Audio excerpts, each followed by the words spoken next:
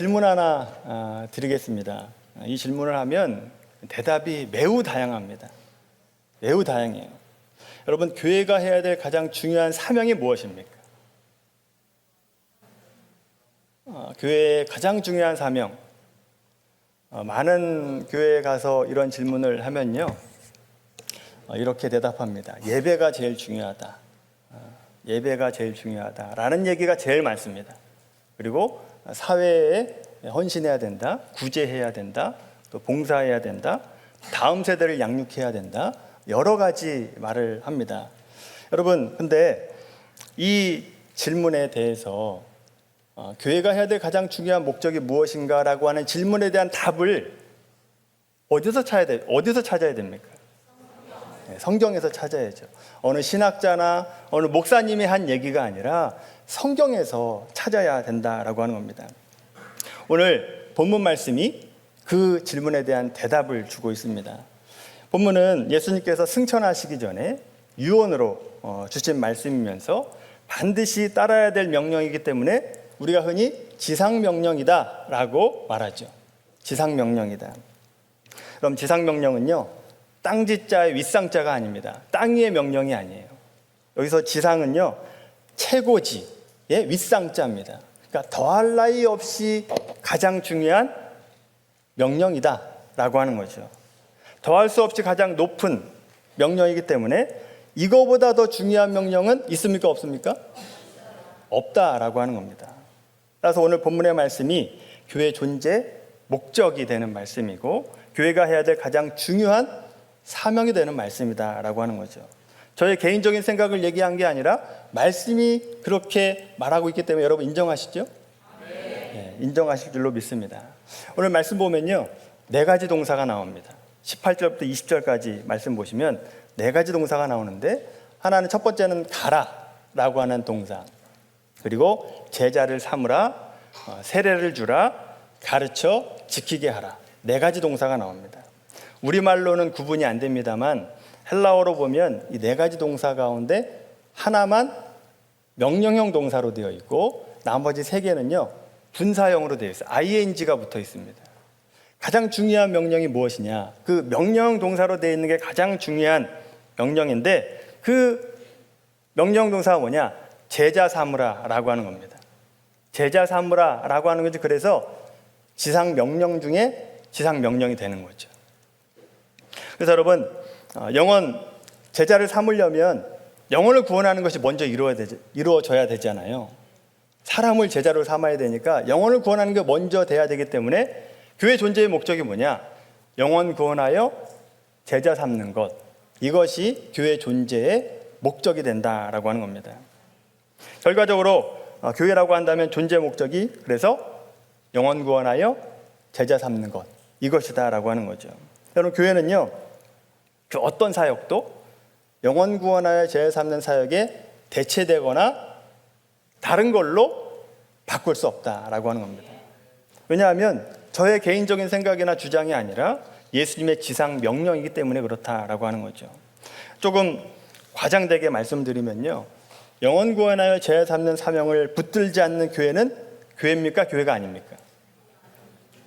교회가 아니라고 말할 수 있습니다. 감히 말을 할 수 있을까 싶습니다만 교회가 아니라고 얘기할 수 있다라고 하는 거죠. 예를 들면 이런 겁니다. 저 옆에 평안 세탁소가 있다라고 생각해 보십시오. 근데 그 세탁소가 이 옷을 세탁하는 데는 별로 재주가 없어요. 근데 옷을 수선하는 데는 기가 막힙니다. 그래서 세탁소인데 옷을 세탁하러 오는 사람이 아니라 수선하는 사람이 더 많아요. 그러면요, 꼭 이름을 바꿔야 되는 건 아니지만 이름은 뭘로 바꿔야 됩니까? 평안 수선집으로 바꿔야죠. 평안 수선집으로 바꿔야 됩니다. 따라서 여러분, 제가 축동교회가 있는지 없는지 모르겠습니다.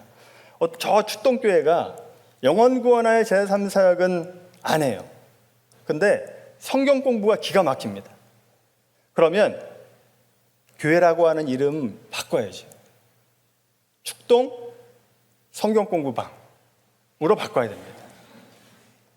또 어떤 나온동에는 나온교회가 있는지 모르겠습니다만 나온교회가 영혼구원하여 제사 삼는 것은 안 해요. 근데 예배가 기가 막힙니다. 예배가 오면 막 예배를 자리에 가면 예배가 뜨겁고 막 방언이 터지고 뜨겁게 찬양해요. 그러면 바꿔야죠. 나온 예배당으로 바꿔야 됩니다. 간판을 떼야 된다고요. 제가 그 정도로 말하고 싶다라고 하는 겁니다. 그만큼 교회 존재 목적은요, 영혼 구원하여 제자 삼는 것이 돼야 된다라고 하는 겁니다. 여러분, 교회가 영혼 구원하여 제자 삼는 것을 붙들면요, 유익이 있습니다. 어떤 유익이 있냐? 어떤 일을 해야 되는가 말아야 되는가가 분명하게 결정이 됩니다. 영혼 구원하여 제자 삼는 일에 도움이 돼요. 그러면 목숨 걸고 해야 됩니다. 근데 영혼 구원하여 제자 삼는 일에 도움이 안 됩니다. 그러면 그만두셔야 됩니다. 할 필요가 없다라고 하는 거죠. 아주 단순하지만 강력한 기준이 된다라고 하는 거죠. 뭐 지금까지 해왔으니까, 전통이니까 그것이 기준이 아니라 영혼 구원하여 제사 삼는 일에 도움이 되느냐 안 되느냐, 이것으로 결정해야 된다라고 하는 겁니다. 여러분, 이게 예수님의 방법입니다. 예수님의 방향성이다라고 하는 거죠. 마태복음 28장 19절 20절 말씀 다시 한번 보십시오. 영혼 구원하여 제사 삼는 일을 위해서 예수님께서 세 가지 방법을 주셨습니다. 나머지 분사형으로 되어 있는 거 세 가지 동사 있잖아요. 그게 영혼 구원하여 제사 삼는 방법이라는 겁니다. 첫 번째, 영혼 구원하여 제사 삼기 위해서 오라가 아니라 뭐라고 얘기합니까? 가라라고 얘기하고 있죠. 가라라고 얘기합니다. 예수 믿는 사람들 데리고 오는 게 아니라 예수 믿는 사람이 가라는 얘기입니다. 그러니까 교회가 비신자를 향해서 가야 된다라고 하는 거죠. 여러분, 교회가 가야 된다라고 얘기할 때 교회를 건물로 이해를 하시면요, 이해가 안 됩니다. 어떻게 교회가 갑니까? 라고 질문해요.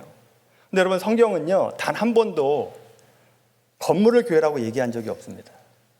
건물을 교회라고 얘기한 적이 없어요. 그 교회는 누굽니까?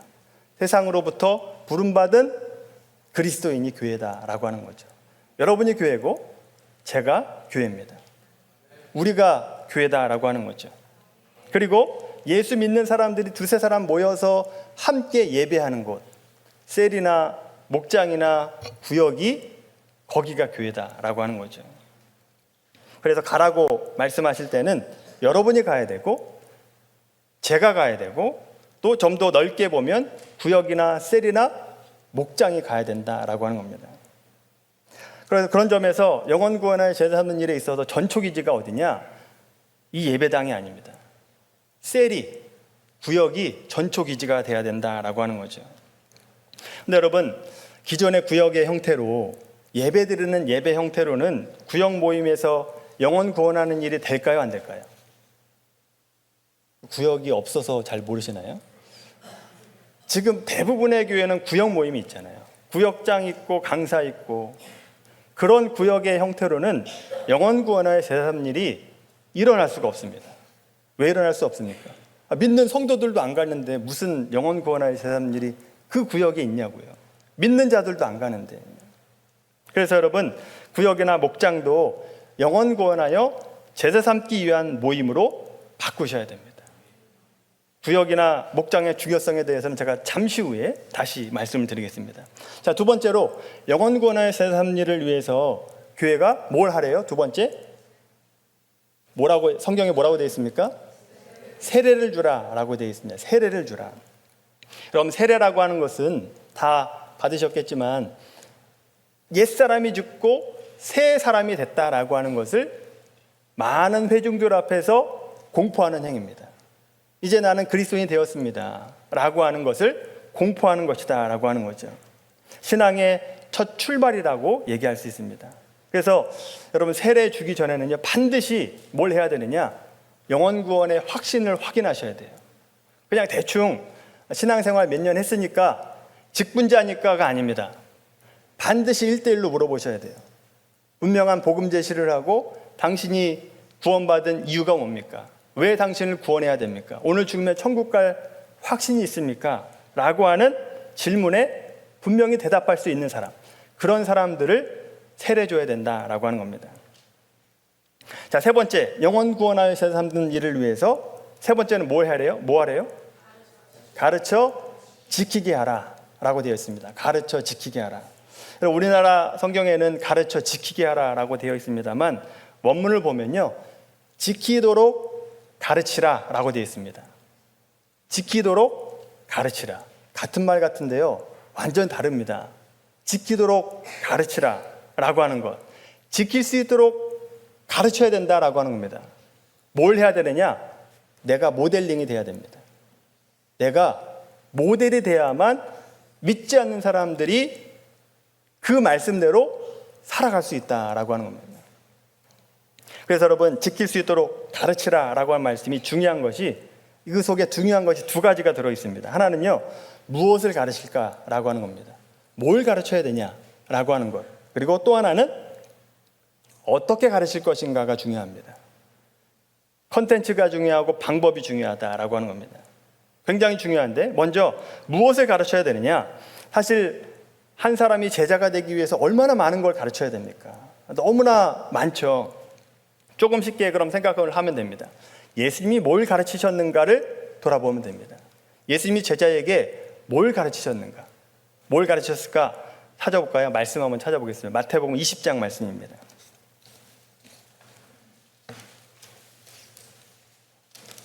마태복음 20장 25절 말씀입니다. 마태복음 20장 25절부터 28절까지 말씀입니다. 우리 다 같이 한 목소리로 읽어볼까요? 시작. 예수께서 제자들을 불러다가 이르시되 이방인의 집권자들이 그들을 임의로 주관하고 그 고관들이 그들에게 권세를 부리는 줄을 너희가 알거니와 너희 중에는 그렇지 않아야 하나니 너희 중에 누구든지 크고자 하는 자는 너희를 섬기는 자가 되고 너희 중에 누구든지 으뜸이 되고자 하는 자는 너희의 종이 되어야 하리라. 인자가 온 것은 섬김을 받으려 함이 아니라 도리어 섬기려 하고 자기 목숨을 많은 사람의 대속물로 주려 함이니라. 아멘. 28절 말씀 보십시오. 예수님이 이 땅에 오신 이유가 뭡니까? 섬기려고 왔다. 죽기까지 순종하기 위해 왔다라고 말씀합니다. 왜요? 영혼 구원하여 제자 삼기 위해서 순종하고 자기를 섬기러 왔다라고 하는 겁니다. 마찬가지로 예수님의 제자 된 사람은 뭘 해야 됩니까? 순종하고 또 뭐 해야 돼요? 섬겨야 됩니다. 섬김과 순종이 예수님께서 가르쳐 주신 중요한 컨텐츠다라고 하는 겁니다. 자, 순종과 섬김이다라고 말씀드렸는데, 그러면 뭘 배워야 되는지 알았으면 어떻게 배울 것인가가 중요합니다. 어떻게 배울 것인가? 예수님의 섬김과 순종을 어떻게 배워야 되는가? 그럼 80년대부터 2000년 초반까지 우리나라에 붐이 일어난 게 있습니다. 제자훈련입니다. 제자훈련이 붐이 일어났죠. 제자훈련은 어디서 하죠? 교실에서 합니다. 강의실에서 합니다. 강의실에서 하는 것이 제자훈련이었다라고 하는 거죠. 물론 제자훈련을 통해서 많은 교회가 부흥했고요, 제자가 만들어지고 또 예수 믿는 사람들이 변화되는 그런 일들이 있었습니다. 그런데 여러분, 지금 와서 돌아보니까 교실 강의로는 한계가 있다라고 하는 것을 깨닫게 된 겁니다.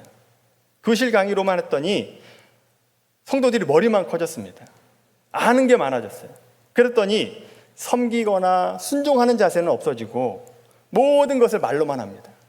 말로만 다 하려고 해요.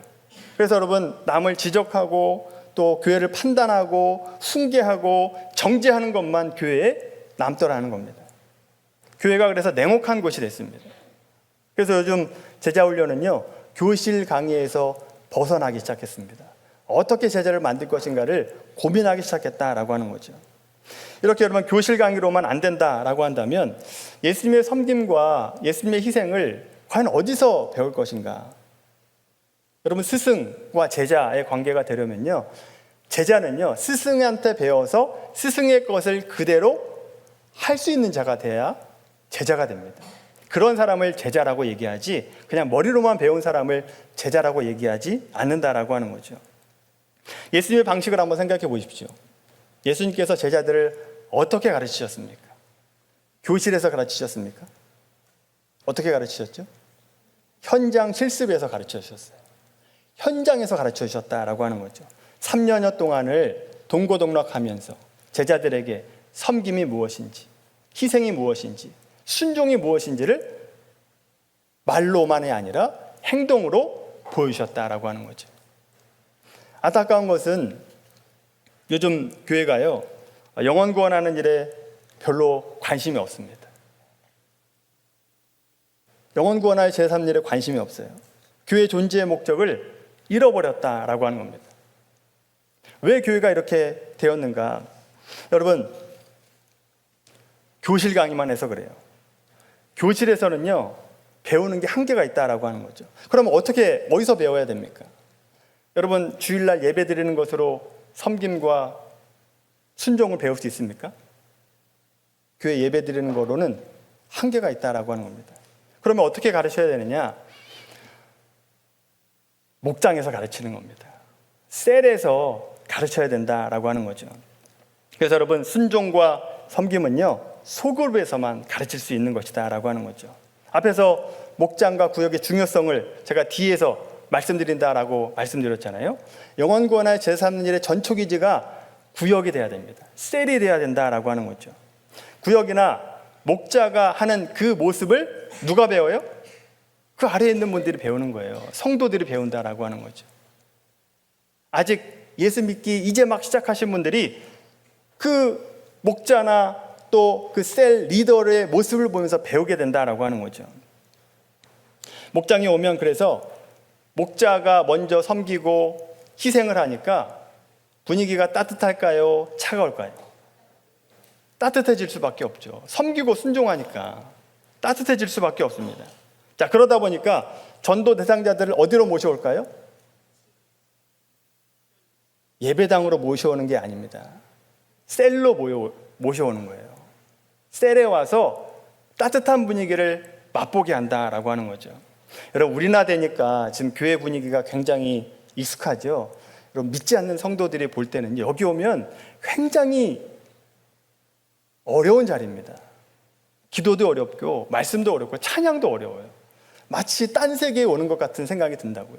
그러면 완충 지역이 있어야 돼요. 그 완충 지역이 어디라고요? 셀이라고요. 셀에서 기도가 무엇이고 또 말씀이 무엇이고 또 찬양이 무엇인가를 맛보게 하는 거죠. 그리고 나서 이제 어느 정도 익숙해지면 교회로 모셔오는 것이다 라고 하는 겁니다. 그래서 여러분, 구역과 셀과 목장이 영혼 구원하여 제자 삼는 곳이 돼야 됩니다. 예수님이 합당한 명령이에요. 그렇게 하라고 말씀하셨다라고 하는 거죠. 평안교회 성도 여러분, 우리 모두가 영혼 구원하여 제자 삼는 사역을 잘 감당하는 우리 모두가 되기를 바랍니다.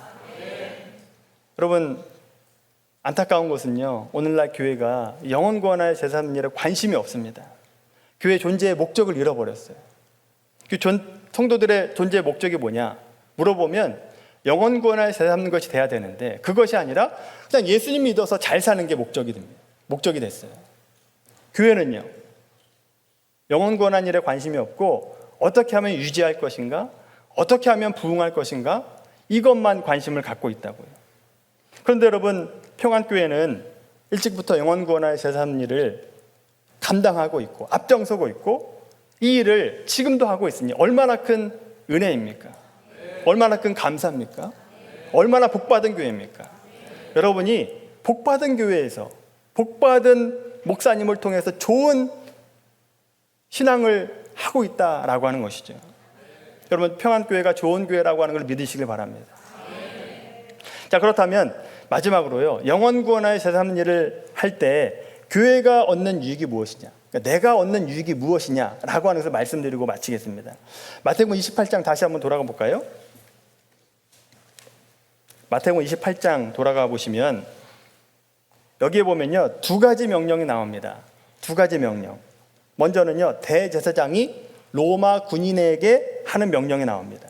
예수님의 무덤을 지키던 로마 군인들이 예수님이 부활하심을 대제사장에 가서 보고를 하는 겁니다. 그랬더니 대제사장과 장로들이 13절의 말씀처럼 하라고 명령합니다. 13절 말씀 한번 읽어볼까요? 시작. 이르되 너희는 말하기를 그의 제자들이 밤에 와서 우리가 잘 때에 그를 도둑질하여 갔다 하라. 아멘. 예수님이 부활하신 것이 아니라 예수님의 제자들이 밤중에 몰래 와서 시체를 훔쳐갔다라고 말하라고 명령하고 있습니다. 그렇게 말하라 라고 얘기하는 겁니다. 그 명령에 순종할 때 어떤 유익을 누리는지 보십시오. 12절 말씀 보세요. 12절 보시면 대제사장들이 군인들에게 뭘 줬대요? 돈을 많이 줬다라고 얘기합니다. 그리고 또 어떤 유익을, 이런 거짓말하면 어떤 유익을 누리냐? 14절 보시면 총독에게 말이 들어가도 아무 해가 없도록 할 것이다. 아무 해가 없이 너의 안전을 보장해 주겠다라고 한 얘기입니다. 대제사장 말대로 거짓말했더니 뭐가 생겨요? 돈이 생기고 안위가 생깁니다. 내가 다치지 않게 된다라고 하는 것을 보장받는다라고 하는 겁니다. 근데 여러분 28장에 두 번째 명령이 나온다라고 말씀드렸죠. 예수님의 지상 명령이 나옵니다. 영혼 구원하여 죄 삼는 명령이 나오게 됐죠. 자, 이 명령을 지키면 돈을 법니까? 돈 번다고 얘기하지 않습니다. 이 명령을 지키면 너희가 안전할 것이다 라고 보장하고 있습니까? 왜 확신이 없죠? 보장하지 않아요. 이 명령 지킨다고 안전과 돈이 주어지지 않는다라고 하는 거죠. 물질은 고사하고요, 핍박과 고난과 순교를 당하게 되잖아요. 실제로 사도행전에서 사도들이 그렇게 살고 있지 않습니까? 그러나 예수님께서 제자들에게 하신 이 명령, 영혼 구원하여 제사 삼는 일을 하면 어떤 유익이 있는가를 말씀하시는 게 있습니다. 20절 말씀 보십시오. 같이 한번 읽어볼까요? 20절 말씀. 내가 너희에게 분부한 모든 것을 가르쳐 지키게 하라. 볼지어다 내가 세상 끝날까지 너희와 항상 함께 있으리라 하시니라. 아멘. 돈이 보장되지 않았어요. 안전도 보장되지 않았습니다. 그러나 예수님은 제자들에게 내가 너와 함께 할 것이다, 내가 너와 함께 할 것이다 라고 하는 보장을 해주셨다라고 하는 거죠. 우리나라 성경에는 함께 있으리라 미래형으로 되어 있는 것 같지만 원문에 보면 현재형입니다. 이 일을 하면요, 지금 우리와 주님이 함께 하신다라고 말씀하고 있다라고 하는 거죠. 주님이 우리와 함께 한다라고 하는 것이 얼마나 큰 은혜입니까? 보잘것없는 나와 주님이 함께 하신다라고 하는 것이 얼마나 큰 축복입니까? 돈과 바꿀 수 없다고요. 물질과 바꿀 수 없는 것이다 라고 하는 거죠. 여러분, 이렇게 세상 끝날까지 우리와 함께 하신다는 그 주님이 누굽니까? 그 누구냐? 18절 말씀 보십시오. 같이 한번 읽어볼까요? 예수께서 나와 말씀하여 이르시되 하늘과 땅의 모든 권세를 내게 주셨으니. 아멘. 하늘과 땅의 모든 것을 주실 수 있는 분은 하늘과 땅의 권세를 가지신 분이라는 얘기입니다. 그 가지신 분이, 모든 것을 가지신 분이 나와 함께 하고 있다. 얼마나 큰 축복입니까? 이거보다 바꿀 수 있는 축복이 없다라고 하는 거죠. 예수님이 창조주 하나님이십니다. 예수님이 역사의 주인이십니다. 그분이 나와 함께 한다, 사명 감당하는 나와 함께 한다라고 하는 은혜를 주셨다라고 하는 거죠. 여러분, 창조주 되시고 승리하신 주님이 우리와 함께 하기 때문에 예수님의 지상명령, 영혼 구원하여 제3 사역을 감당하는 자들은 결국 승리할 수밖에 없습니다. 패배하지 않아요. 우리가 결국 영광의 영광으로 들어가게 된다라고 하는 거죠. 승리가 보장된 인생인 줄로 믿습니다. 평안교회 성도 여러분, 교회의 존재 목적, 여러분의 목적이 무엇이라고 말씀드렸죠? 영혼 구원하여 제자 삼는 것이다 라고 하는 겁니다. 이 목적을 붙들고 살아가게 되길 바랍니다. 그러면 그 인생을 누가 책임진다고요? 하나님이 책임집니다. 예수님이 책임진다고요. 하늘과 땅의 모든 권세를 가지신 예수님이 나와 함께하면서 내 인생을 책임져 주시겠다라고 말씀하셨습니다. 이게 사명 감당하는 자가 누리는 특권입니다. 복이에요. 물질로 대체할 수 없는 복이다라고 하는 거죠. 우리 모두가 이런 복을 누리게 되길 바랍니다. 평안교회가 이런 복을 누리게 되기를 주님의 이름으로 간절히 축원합니다. 기도하겠습니다.